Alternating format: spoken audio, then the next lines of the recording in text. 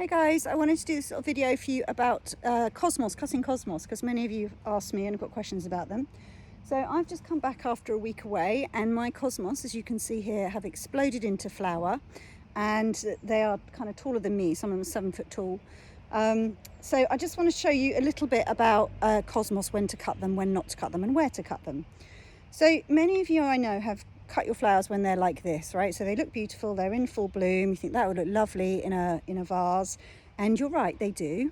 They look beautiful for about a day, and then because these have already been pollinated by the bees, and you can tell by looking at the middle of them here, you know, the bees have had a chance to have a go at this.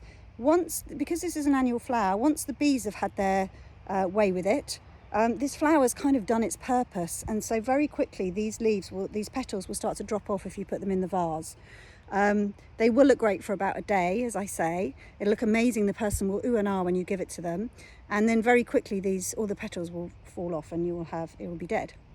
Right, you'll just be left with this little stalk at the top. Now, what you want to look for on your plants are buds like these.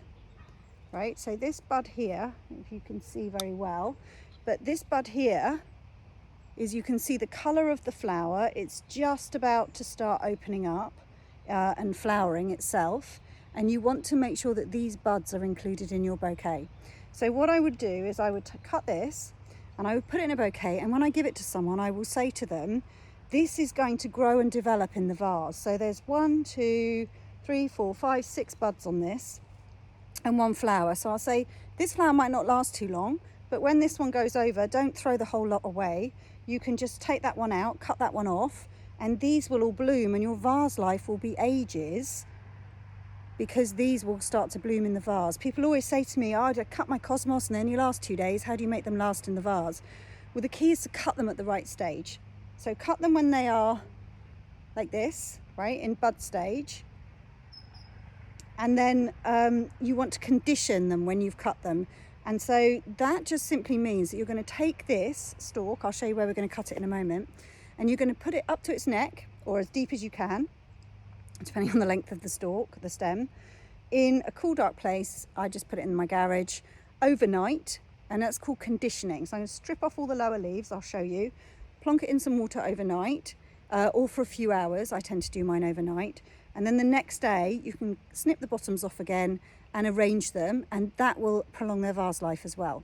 Okay, so when I'm cutting them, a lot of you, what I see you do, right, is that you would cut your plant right here, right at the bottom of this flower stalk here, and you would have a little short stem, because you think, well, I don't want to forsake all of these buds. I want to leave those on there to bloom, so I don't want to cut those yet. I'm just going to cut off this little flower, which is lovely in a jam jar.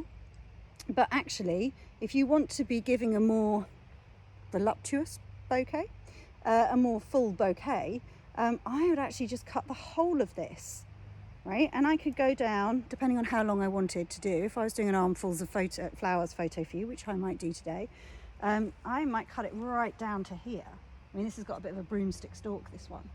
And what you're looking for is to cut it, it's quite hard to see on here. What you want to do is be cutting just above where 2 other stalks are coming out, right? At least 2 other stalks coming out. So hopefully you can see that here, right? There's 2 stalks coming out here. Now, if I cut that there, from these joins, from the armpits, if you like, new flowers will bloom. Okay, so you don't need to worry about the fact you're taking off 7 potential flowers here, because by the time you come back in a week, that will be blooming again with totally new flowers. Right, so these are cut and come again. That means the more you cut them, the more they grow. So you want to keep cutting these babies, right? Don't be frightened that you're taking off too much. So sometimes I'll cut like right down here, right at the bottom, for a massive cosmos photo picture. But today, where am I going to cut today? I think I don't want too long of stems, because I've realised that you know, I just can't wrap those very easily.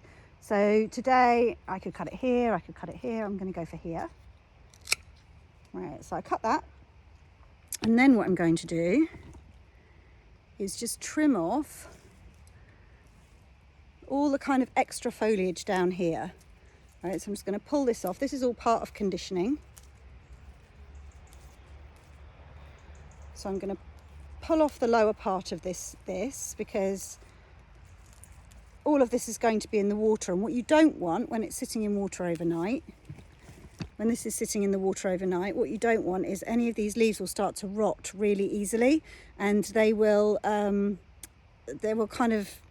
encourage the whole plant to start rotting, basically. So you don't want any of these extra leafy bits. They smell amazing. So do you see how I've now got bare stems all the way up to here? So I will put this, I like to keep some foliage on because I think it fills out the bouquet beautifully, but this is perfect now. So what I'm going to do with this is I'll put it in a bucket of water up to about here. The other thing you want to try and do is always cut your stems here at an angle.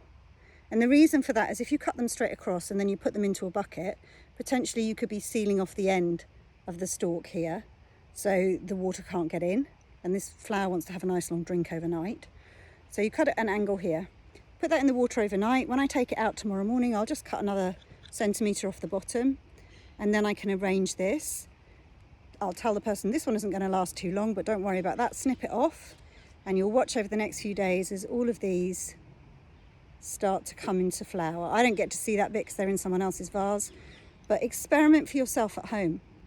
Right, put this in a vase and watch what happens. See how long that lasts, see how long these last, and then you'll be able to tell the people who you give them to how to take care of them for the longest possible vase life.